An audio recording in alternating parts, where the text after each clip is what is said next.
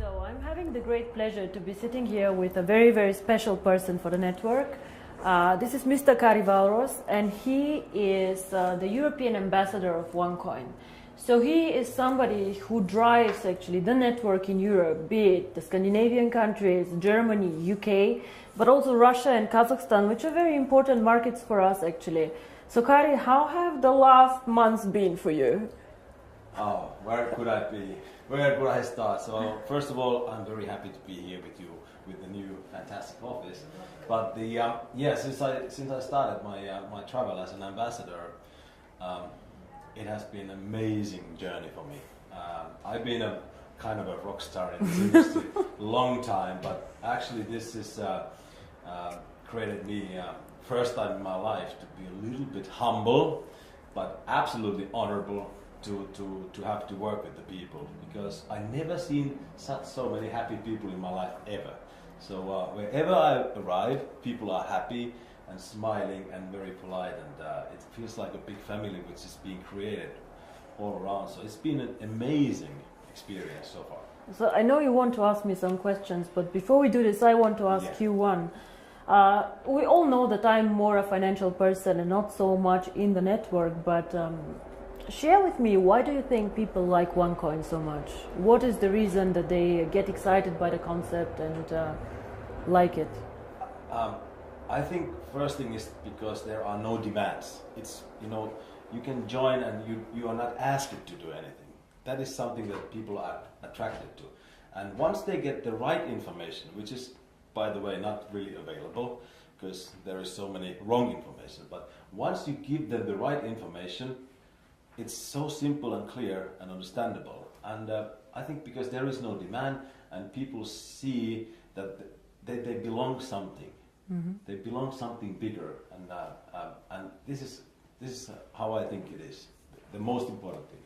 Well, this makes me, of course, very, very happy. Now, you want to ask me a few questions, so go ahead.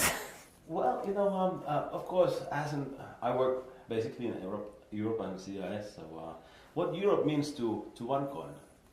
Well, Kari, we started actually. OneCoin was when we started. It was strongest in Hong Kong and in China. So we opened the first office in Hong Kong, and we received huge support from these markets. China is a very, very interesting country. They love innovations, they love cryptocurrency, and they supported us in the beginning very, very much. Then when I speak about cryptocurrency and the users of cryptocurrency, I believe the emerging markets will be the users actually of cryptocurrency, not so much Europe, because Europe is spoiled. If I want to send money from Bulgaria to Sweden, it's very fast, it goes really, really fast. Or the guys from Germany to UK. It is not that difficult, like for example from Singapore to India. But what for me is special about Europe is Europe normally are the earliest adopters to any technology. Very, very sophisticated people who understand innovation, who are the first ones trying it out. So whenever they get excited about something, it gets quite big actually in the world.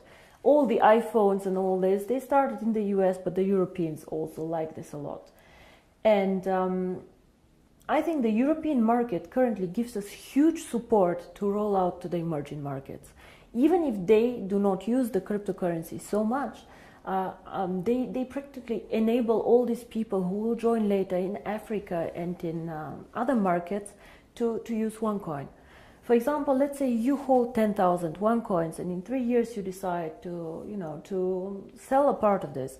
Your buyers most probably will come all from emerging markets, because these people, they do not want to buy the currency as an investment, they want to buy it as a payment system, as a carrier of value.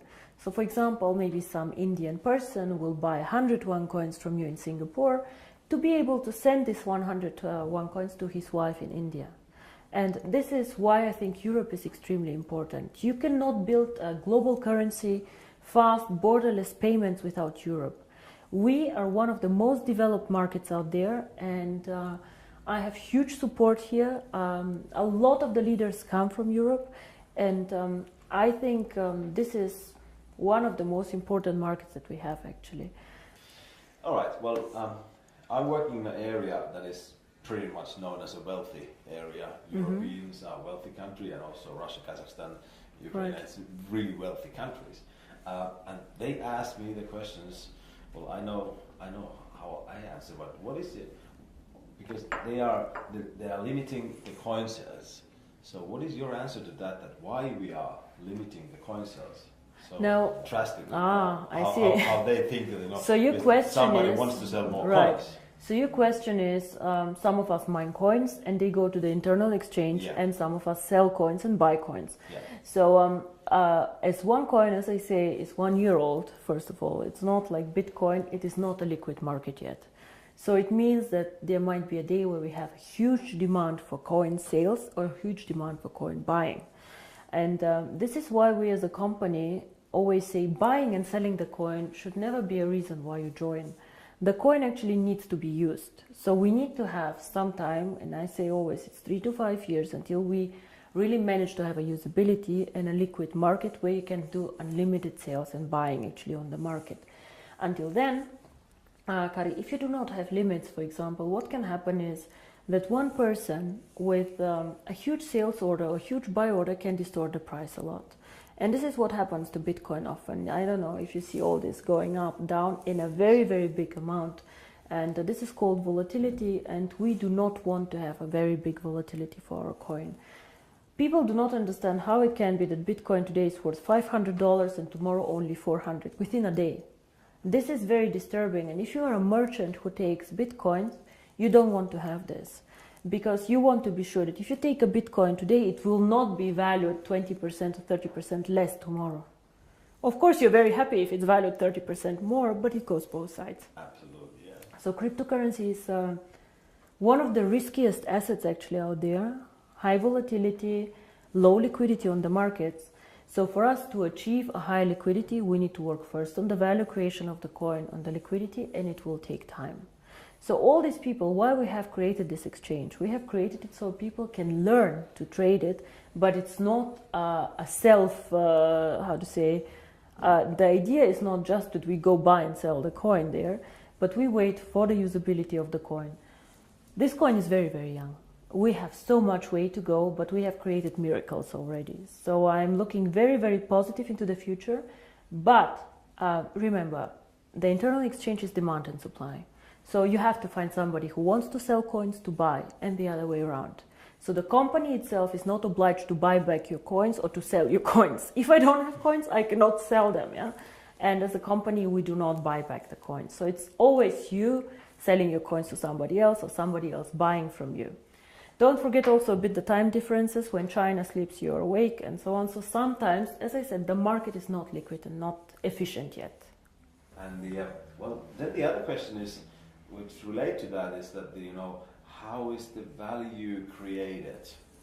Now, there are two questions I think inside here. First is what is the value of cryptocurrency, and the second is how do we determine today if one coin is valued €1, €2, or €5? Yes. So we have a concept which is called mining difficulty. And there are calculators out there on the internet for Bitcoin. Everybody can Google them. You just Google Bitcoin mining difficulty calculator and you see how this is calculated. It's a very, very simple thing. You calculate, one is electricity costs for the mining, and the second is computer power. So to mine a coin, you need obviously a computer to do some calculations and electricity to get the computer running. So depending on these two things, the mining difficulty grows or goes down. It goes both ways. It can go up, it can go down. The more miner join, however, the more people who want to mine, the higher the mining difficulty goes, because more of them are in the pools.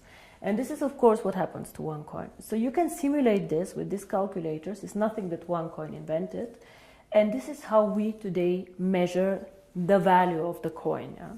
So we say if it costs us €5 to create the coin due to electricity, the servers and the computer power, this is what we think is the appropriate price. Of course, it fluctuates up and down based on demand and supply, but always in a corridor actually that we have set. So this is how we determine the price today. And the second question that you had actually is, but one day we go to the open market, so how do we know what is the value of this cryptocurrency? Why is Bitcoin worth $400 and not 1,000 or whatever. And here, in my opinion, there are two things how we determine the value of cryptocurrency. Cryptocurrency is not backed up by anything. We know this. So it's actually worthless. So it's not backed up by gold. It's not backed up by any other asset. OneCoin is not backed up. Yeah? Bitcoin is not backed up.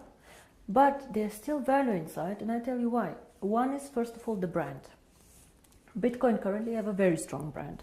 Everybody knows them. They were the first one. Of course, there are always good and bad things about the brand, but they are very well known. Milka Chocolate is a very well-known brand.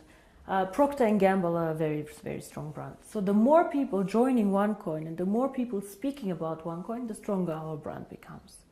And this, I think, is something that makes us really a family, because if you go in the network marketing approach and go and sell shampoo, it does not make you stronger if somebody on a sideline sells shampoo. Only your downline makes you happy.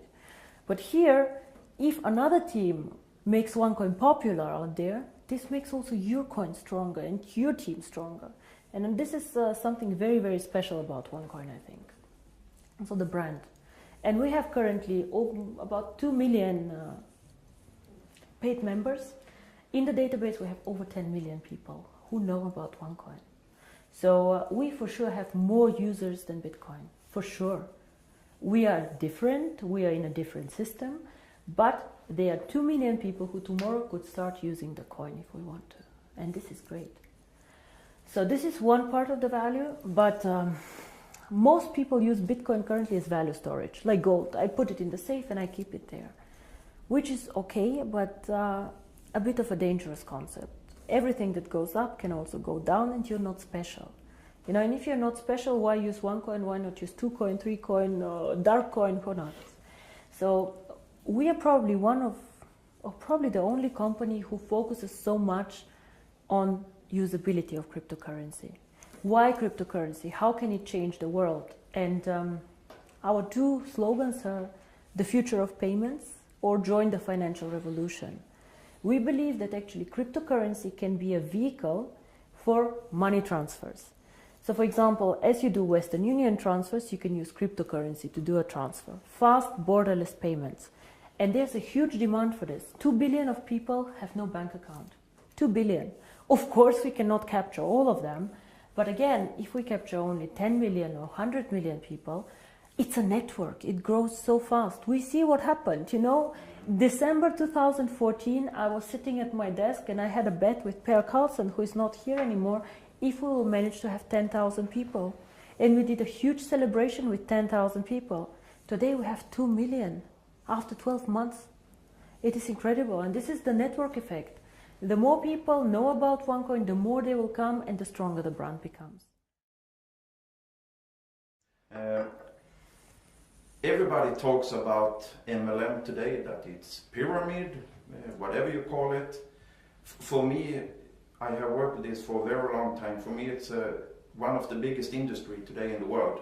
But if I ask you, why did you choose to do MLM, to build this company up? I know that you have a background in financial everything, but why did you do this? It was not an easy decision, first of all, to do network marketing. When I started OneCoin, my vision was to do cryptocurrency. And outside in the industry, I did not know the industry well, to be honest. I knew some people who were working there and who are either personal friends or good acquaintances, so who I trusted. But what I saw in the beginning were some companies who really went bankrupt in a bad way, owing money to their members, money to their people. But I also saw some mainly product-based companies who were doing a very, very good job out there and an impressive track record. So I saw that not everybody is bad or not everybody is good. So it's an interesting industry. Why I chose it for my cryptocurrency? I believe that we as a cryptocurrency can be only successful if we have many users in a global network. And to be honest, I did not see a better distribution model for this.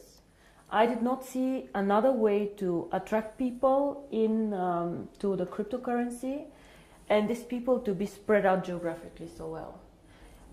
OneCoin can work only if it does cross-border payments. So if I have OneCoin only in China or only in Europe, it will not work well. We need the emerging markets, which is Asia, Thailand, Philippines, India, Africa, very, very interesting. These are the users of the coin. And if I would have gone in a traditional way, let's say with an IPO, with big investment funds, these people can buy, let's say, 100 million of coins, but they keep them, they do not use them. So for me, it was more important to get many, many users, even with a small investment sum or with a small sum that they want to participate with, but spread out geographically. And until now, I do not regret it. It's a very competitive industry. Unfortunately, sometimes I see the concept misrepresented. Yeah?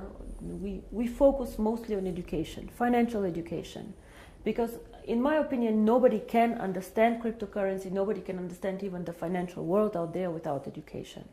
So education is our product, and some of our members choose to mine the coin.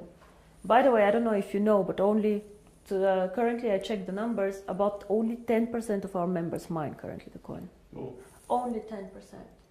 So a lot of the people, or I think most of them, actually participate in the program for the education. And this is something that makes me really happy, because this is what we are. We would like to foster a financial revolution, and financial revolution always comes with knowledge, education, and I think this is a very, very big part of the company. Now, Per, you asked me about the future of the network once all coins are mined. Now, I see the network as its own system, as our own ecosystem, and I will never go and sell shampoo in this network. This will never happen, because I have never done a network marketing company before, and I do not plan to do ever again a network marketing company.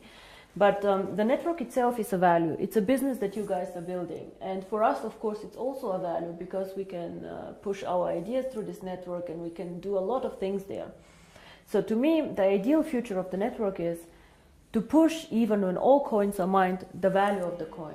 Be it to attract merchants for the coin, be it to create products who are connected to the value of the coin. And all what this network should focus on is something that somehow enhances the value of the coin. You guys know that we did some acquisitions, actually some networks that joined us. For example, Conligos, OPN. All these networks somehow helped us to build up the coin. Either they had interesting software for us, or they were geographically interested. But we never let somebody join us just because it's good or just because it's more people. We always strategically think of the future of the coin and how to make it stronger.